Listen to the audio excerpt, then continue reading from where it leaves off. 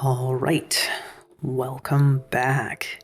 This is part 2 of the Very Hard Challenge Lock Creation series.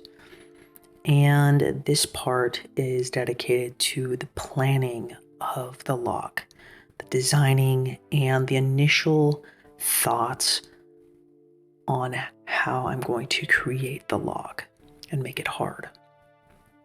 Of course, a majority of the time I try to kind of play it by ear in a sense, because things change. Your file will accidentally round out a corner or a ledge, an edge to the pin. And so you have to kind of be able to adjust your plans based off of the pins or start the pins over. And that's totally okay. That's part of the learning process and the working process of creating challenge locks. But this step is to get your initial thoughts out and get an idea of what you're going to do and what you're going to start to work on. I know in the last stage, we kind of got the generalized idea of what we wanted to do when we were creating the actual key itself. And here's that key again.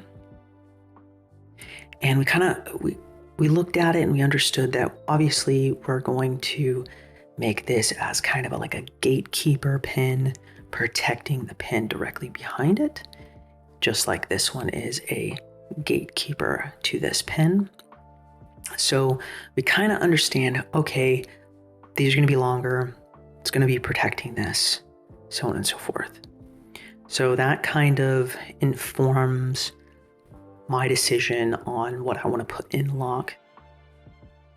But also, I kind of think about it and I write it out.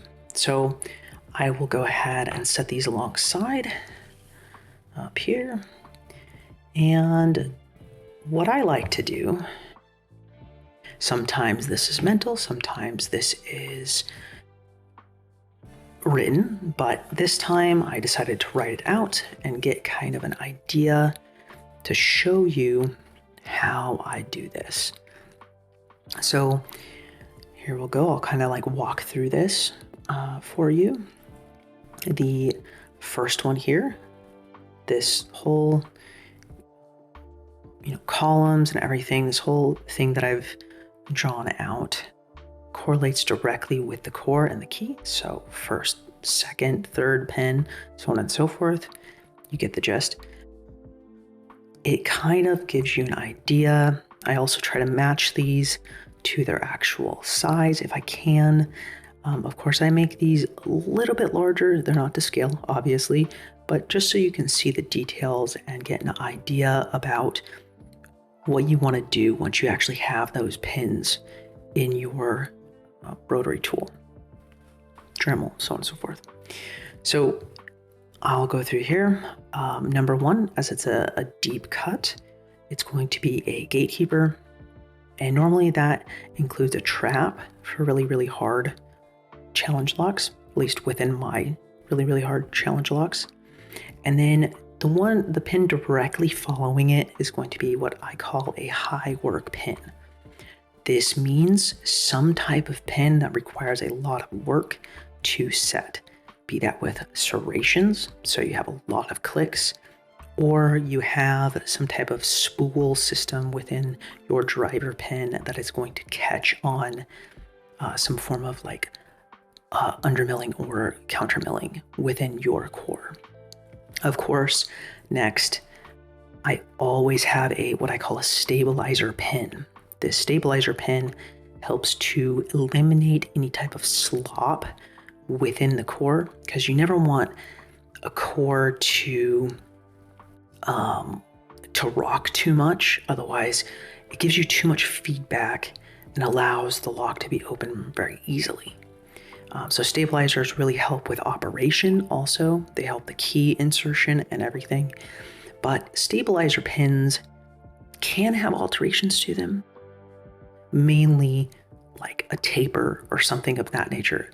The main idea with a stabilizer pin is it needs to have long, flat surfaces on the sides of the driver and the key pin, and this allows it to really have that solid up and down motion to hold that pin from moving back and forth too much. And of course, in number 4 here, we have another gatekeeper or trap pin, since it's low, followed by a high work pin. And of course, pretty similar designs here. I kind of walk through here and explain, they're going to give a little bit of different feedback, be it, well, something's a serration, something that has like an angle to it. And in a short period of time, I will show you how these correlate to the core and the Bible. So next, with chamber 6, it is kind of like a free-for-all. Sometimes I will put a stabilizer pin in it. That'll help with eliminating feedback even more so.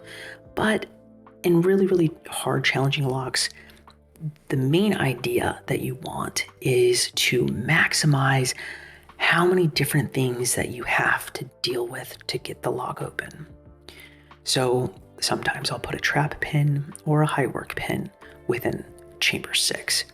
Of course, this is subject to change based off of your bidding. These can be in different chambers altogether.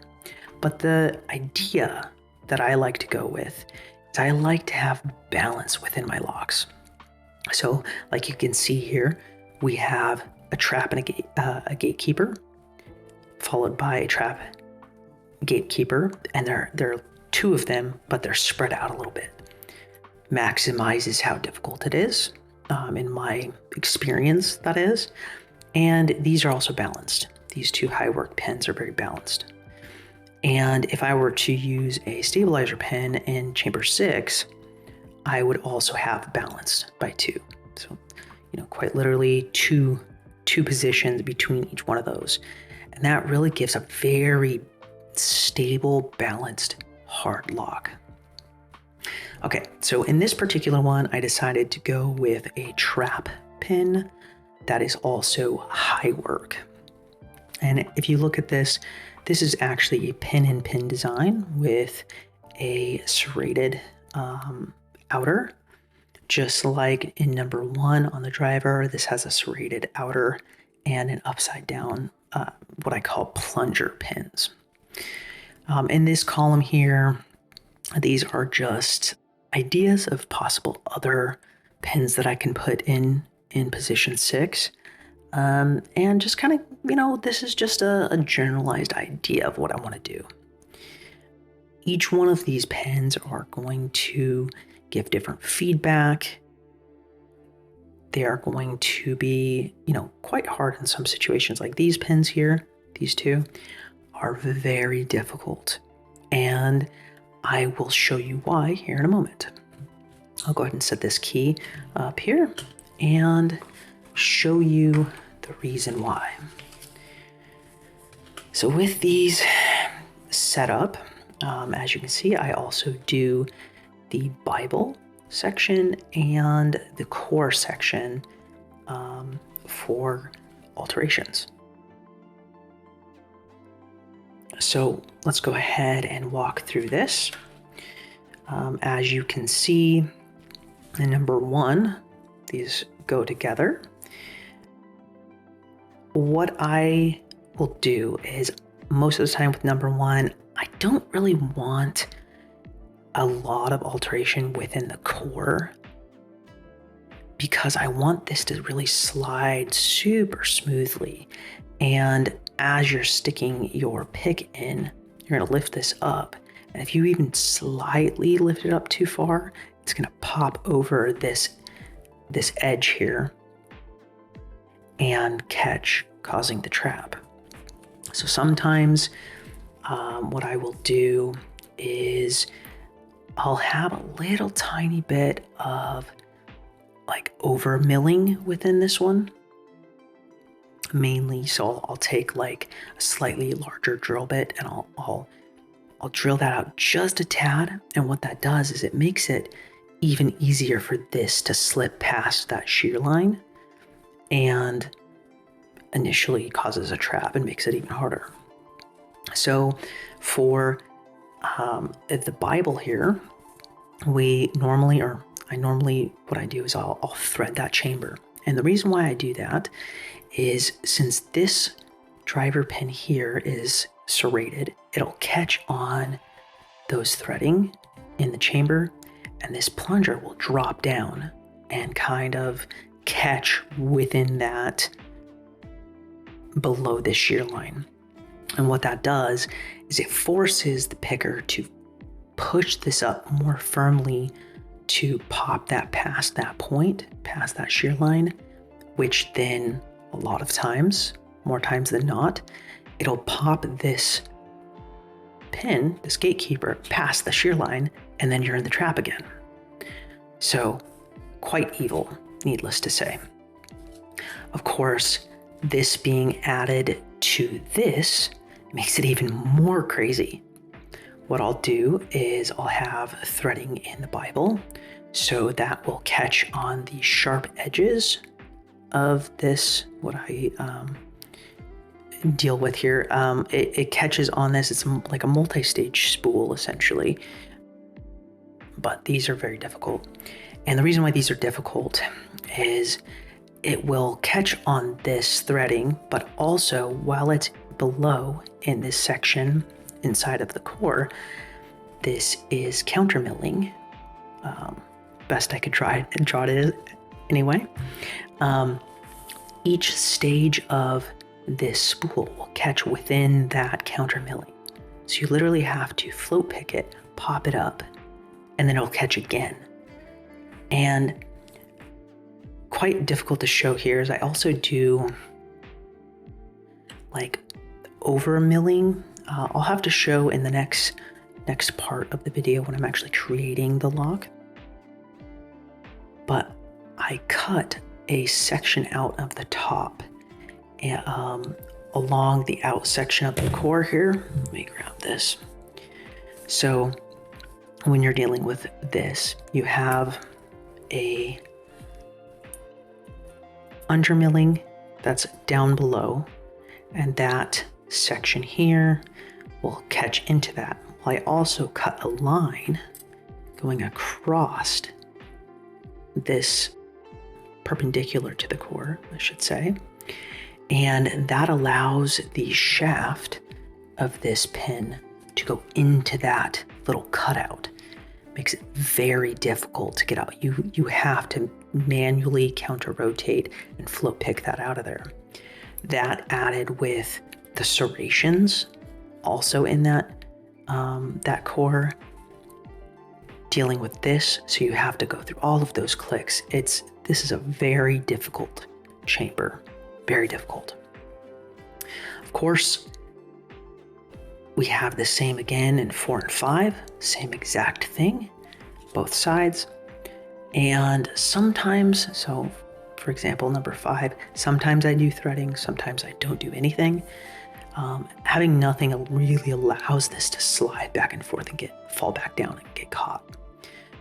But what I like to do here, as shown in chamber 3, is I split this up and give a very nice solid nothing chamber. This really stabilizes the whole lock and makes it even more hard to pick. So added to this, having a stabilizer in between them really makes it difficult. And of course, with chamber 6 here, we have threading on both, and that's mainly because I want this particular section, or this section here, to catch on those threading. And that might pop that trap pin above the shear line, catch on some of these threads, and make it difficult. Same thing with the driver pin here. It'll catch on this threading, or I might not even have anything at all. That'll allow it to slide a little better and catch within these little sections. Of course, this one's very optional. I might switch it up to this one, have kind of like a T-pin or something like that in it, but I'm not sure. But anyways, here's kind of an overview of what I plan to do with the lock. And definitely my suggestion on what you should do for creating your locks. If you really want to make a hard challenge lock, make a diagram like this. Make something that kind of gets an idea of what you're going to do, and plan these pins and these chambers to affect the other chambers and the other ones. Like this one directly affects this one. This particular one specifically very affects this one. You know, you have to reach up around this to lift that up and do that, all that extra work to get that set. But almost guaranteed within this lock, you're going to overset this pin and cause a trap. And of course, make sure you have a stabilizer somewhere within your lock. That's very, very important. And I would highly advise having some form of stabilizer. Of course, you can have it tapered. You could just have it standard. It doesn't matter in that sense. It's mainly just to stabilize your lock. And when you have a stabilizer, I'll kind of explain what it does is when you have a stabilizer, especially one that is tapered, it's going to force that core to stay more upright and allow these pins to drop down. When you're lifting, you're picking something way back here, the front ones might drop down and then you have to keep picking it. So you're going this back and forth and you're playing ping pong with the pins. And it can be very, very difficult. So it's really about that back and forth and challenging the picker to have to go back and forth and like change up how they're picking it constantly to make it difficult. All right. Well, I will let you look at this for a couple moments here. And of course, if you have any questions, I am happy to answer them for you.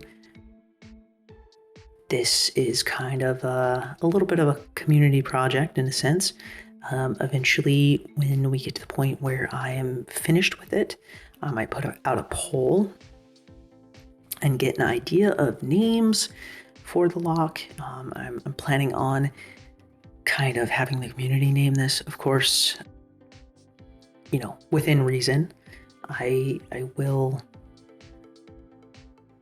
use my best judgment on the final name, but regardless, we will go from here. And that is the end of step 4. I will be back hopefully soon with step 5 in part 3 of this series. Thank you all for watching, and thank you for being patient with me. I know it's been quite a bit of time, but I'm back, and yeah. All right. Well, thank you again for watching, and thank you for picking with me today. I hope you all have a great one.